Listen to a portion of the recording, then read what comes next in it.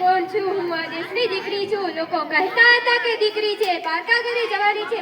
આટલું ભણાવીને શું કામ? પણ જ્યારે આજે મારી દીકરી ઓફિસમાં મોટા સાહેબની ખુરશી પર બેસે છે ને, ત્યારે ટીકા કરનારના મોઢા આપોઆપ બંધ થઈ જાય છે. સાચે દીકરી ભણે તો બે કૂદ, એ વાત બહુ સાચી છે. શિક્ષણ વગરની જિંદગી તો લાગે સાકાચી. શિક્ષણ એટલે માત્ર ડિગ્રી જ નહીં, શિક્ષણ એટલે એનો આત્મવિશ્વાસ છે. જ્યારે સ્ટેજ પર ઉભા રહીને ભાષણ આપે છે ને, ત્યારે મને લાગે છે કે મેં માત્ર એને જન્મ નથી આપ્યો, મેં એને પાકો આપી છે. દીકરીને દાયજો આપવા કરતાં ડિગ્રી આપવી વધુ જરૂરી છે. હાથમાં કલમ પકડાવો એને નસીબી પોતે લખશે. હાથમાં કલમ પકડાવો એને નસીબી પોતે લખશે.